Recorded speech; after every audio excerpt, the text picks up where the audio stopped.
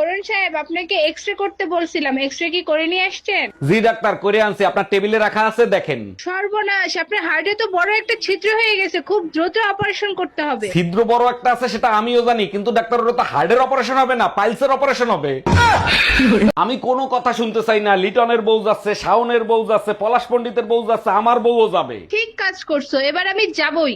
দেখ ভাই, তুই আমারে বুঝাইতে আসিস না, আমার বউ যাবে মানে যাবে। তুমি কারো কথা শুনবা না, এবার আমি যাবই। আমার বোন নাম লাগ টুম্পা।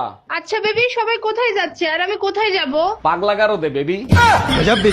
বালের একটা ফোন কিনা দিছিল, বারবার খালি হ্যাং হয়। কতবার বলছি আমার একটা ফোন কিনা দিতে, কোনো কথা শুনে? বাজে কথা বললো না, আমি তোমার সব কথা শুনি। এটা আলাদা ব্যাপার যে এক কান দিয়ে শুনি আর এক কান দিয়ে বের করে দিই। আমার বান্ধবী টুম্পা আছে না, ওর হাজবেন্ড ওরে আইফোন কিনা দিছে, কিছু শেখো। আমার বন্ধু শাওন আছে না, ওর বউরে তালাক দিছে। জিজ্ঞেস করলাম কিরে তালাক দিছিস কেন, বললো শালির বিটি 2 দিন পর পর এইটা ওইটা চায়। এই দেখো, আমার ফোন না ঠিক হয়ে গেছে।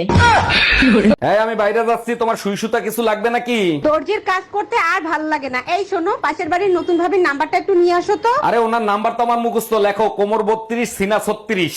আমি ভাবির মোবাইল নাম্বার আনতে বলছি।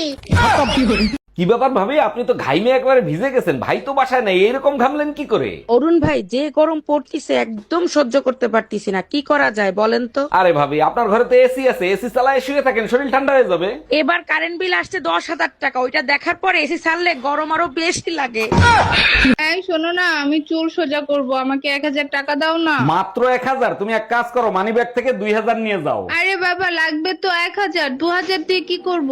চুলের সাথে সাথে মুখটাও সোজা করে নিয়ে এসো।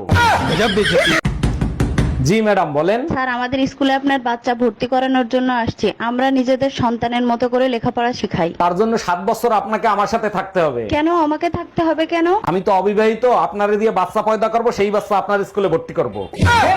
আরে বিয়ে করলাম, ম্যারেজের মতন একটা দিন কিচ্ছু দিল না। এর থেকে একটা পাগলরে বিয়ে করতাম, তাও মনটা সান্ত্বনা দিতে পারতাম। শোনো, মনে কষ্ট নিও না, একটা কথা বলি, ভুল বুদ্ধিমান মানুষরাই করে। আজ পর্যন্ত শুনছো কোনো পাগলে বিয়ে করে?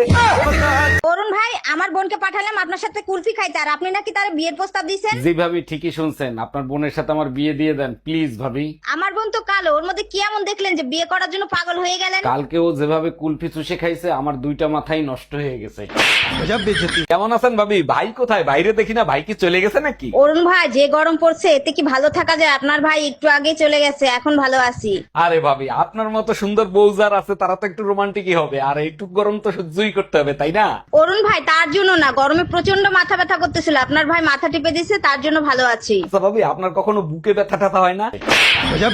আচ্ছা শোনো, আমাদের বিয়ের কথা কি তুমি বাসায় বলছিলা? হ্যাঁ বলছি, কিন্তু বাসা থেকে রাজি হচ্ছে না, কি করব বলো তো? তুমিই তো বলছিলা তোমার এক কথাই নাকি তোমার বাবা মা রাজি হয়ে যাবে। আরে বাবা মা তো রাজি আছে, কিন্তু স্বামীকে বোঝাবো কি করে? হ্যালো, এই, তুমি পাশের বাড়ির টুম্পা ভাবিরে কি বলছো? বলছি ভাবি, ভাই বিদেশ গেছে, তাতে কি হয়েছে? আপনার কোনো কিছু দরকার হলে আমারে বলেন, আমি করে দেবো। আজ তাড়াতাড়ি বাসায় আসবা, রুটি বানাবো। কিন্তু তুমি তো রুটি বানাইতে পারো না শোনা।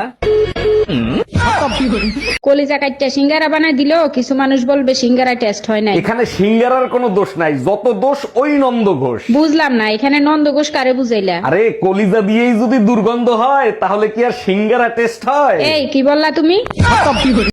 এক্সকিউজ মি, এই জুতো কোথায় পাওয়া যাবে বলতে পারেন? তার আগে বলেন, ফ্রিতে নেবেন নাকি পয়সা দিয়ে নেবেন? মানে কি বুঝলাম না। যদি পয়সা দিয়ে নিতে চান তাহলে সোজা মার্কেটে চলে যান, আর যদি ফ্রিতে নিতে চাই? তাহলে বিয়ে করে ফেলেন।